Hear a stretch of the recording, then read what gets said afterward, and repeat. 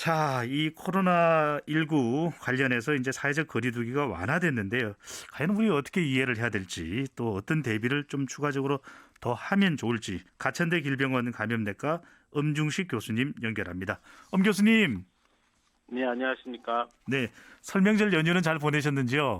네, 병원에서 잘 지냈습니다. 아, 쉬지 못하고 또 병원에서 근무를 하셨군요.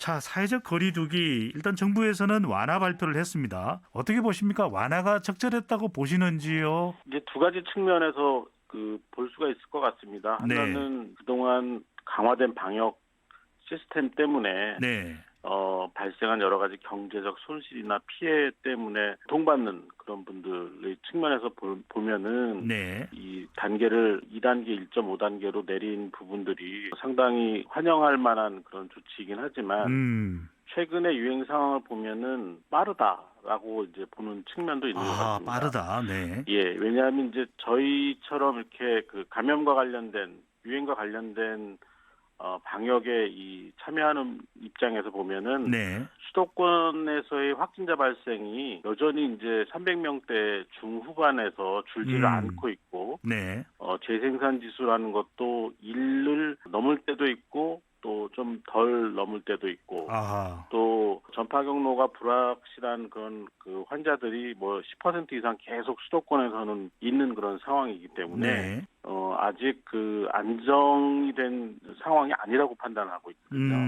상당히 불안정한 상황이고 네, 언제든지 확진자가 다시 늘어날 수 있는 상황이기 때문에 어, 좀 방역을 완화할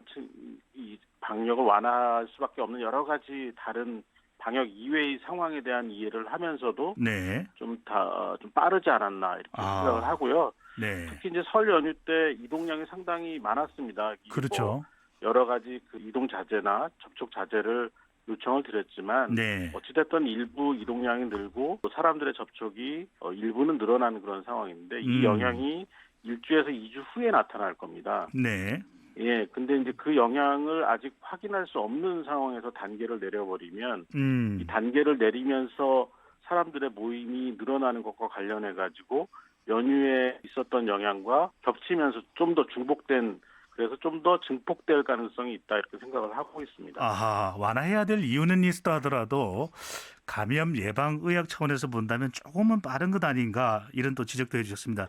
특히 우리가 주목하게 되는 것은 5인 이상 이제 모임 금지인데 네, 직계 가족은 사실상 명절의 연휴 끝자락에 완화를 발표를 했어요.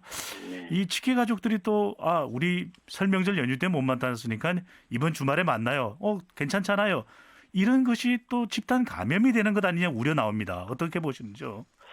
그러니까 실제로 이제 숫자를 제한한 그 부분에 대해서는 상당히 여전히 유효한 부분이 있다고 생각을 합니다. 그런데 네. 5명 이상 또 이하의 그 숫자를 정하는 데 있어서 내용을 음. 그렇게 구체적으로 명시할 필요는 저는 없다고 생각을 합니다. 아하. 왜냐하면 한 공간에 모이는 숫자를 제한한 것을 가지고 네. 국민들이 그 상황에 맞게 판단을 해서 모임을 가질지 말지를 결정하는 것이 바람직하지 그 음. 내용에 뭐 직계가족은 되고 그렇지 않으면 안 되고 부모님이 있으면 되고 그렇지 않으면 안 되고 뭐 이런 아하. 아주 디테일한 부분을 네. 자세한 부분까지 명시를 하거나 아니면 그걸 음. 기준으로 발표한다는 것은 방역에 큰 도움이 되지 않는다고 생각합니다. 뭐 부모님을 어허. 모시고 만난다고 해서 전파가 덜 생기는 것도 아니고 직계 네. 가족이 아닌 사람들하고 만난다고 해서 전파가 더 생기고 덜 생기고를 평가할 수가 없거든요. 그러니까 음. 실제로는 많은 사람이 한 장소에 모이지 말라는 그 강한 메시지 측면으로 받아들이고 네. 거기에 맞춰서 여러 가지 상황들을 국민들이 판단해서 결정을 해야 된다고 생각을 합니다. 아하, 그렇군요.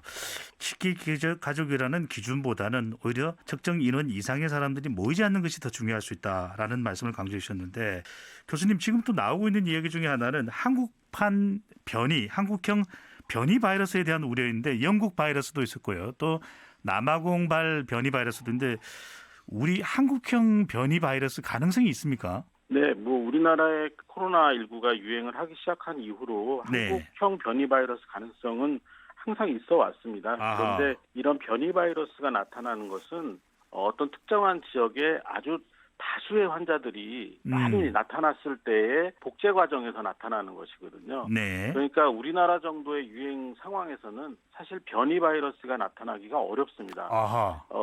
지금 영국이나 또는 이제 남아공 이 변이 바이러스 같은 경우에는 네. 실제로 하루에 10,000명, 20,000명씩 확진자가 나오는 과정에서 생겨난 변이 바이러스거든요. 그러니까 그 정도로 아주 많은 환자들이 생기면서 뭐 숫자로 헤아릴 수 없을 정도로 많은 바이러스의 복제 과정이 반복되다가 변이가 나타나고 네. 또 이 변이 바이러스들이 전체 유행을 주도하는 그런 경과를 가져가는 거기 때문에 우리나라처럼 하루에 뭐 300명, 200명, 뭐 400명, 500명 이런 수준으로 왔다 갔다 하는 그런 정도의 그 확진자 발생으로는 네. 변이 바이러스가 나타나기는 가능성이 매우 낮다 이렇게 판단합니다. 아, 그렇군요.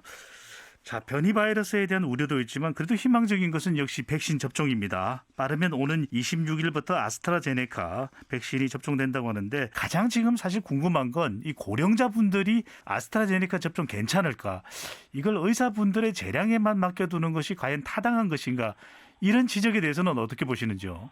예, 일단은 뭐 의사들의 재량에 맡긴다라는 거는 바람직하지 않습니다. 왜냐하면 아하. 이게 이제 그 안전성 그러니까 어떤 부작용 측면에서의 판단은 의사들이 할 수 있지만 네. 이 사람이 아스트라제네카 백신을 맞고 효능 효과가 얼마나 될지에 대한 판단은 의사가 할 수가 없습니다. 그렇기 때문에 할 수 없는 판단을 지금 재량권이라고 명시를 한 거가 저는 바람직하지 않다고 보고 있고요. 아하. 그리고 오히려 지금 이제 문제는 아스트라제네카 백신이 실제 고령층에 효과가 없다라는 식으로 오히려 정보가 나오는 것처럼 보여지는데 사실 네. 그런 건 아닙니다. 아하. 이 아스트라제네카 백신이 고령층에서의 연구 결과가 부족한 상황이기 때문에 어느 정도 효과를 낼지에 대해서 아직 판단하기가 좀 쉽지 않다라는 측면인데 네. 실제 그 고령층이 아닌 15세 미만에서의 백신 접종 보호 효과를 보면 효율을 보면은 네. 상당히 우수한 편에 해당이 되고 이런 것들이 실제 고령층에 적용을 했을 때도 네. 큰 차이를 나타내지 않을 가능성이 더 높습니다. 아하. 그렇기 때문에 실제 지금 우리가 어떤 백신을 맞아서 좀 더 보호 효과를 가져오느냐의 그런 논란보다는 네. 지금은 우리가 도입된 백신을 가능한 고위험군에게 최대한 많이 맞춰서 다음 4차 유행이 왔을 때 이 고위험군들을 최대한 보호를 해야지만 의료체계 붕괴가 일어나지 않습니다. 네. 사실 이런 측면에서 단기간 동안에 많은 환자를 접종할 수 있는 그런 전략, 정책이 결정돼야 된다고 생각을 하고 있습니다. 교수님 오늘 말씀 감사합니다. 네, 감사합니다.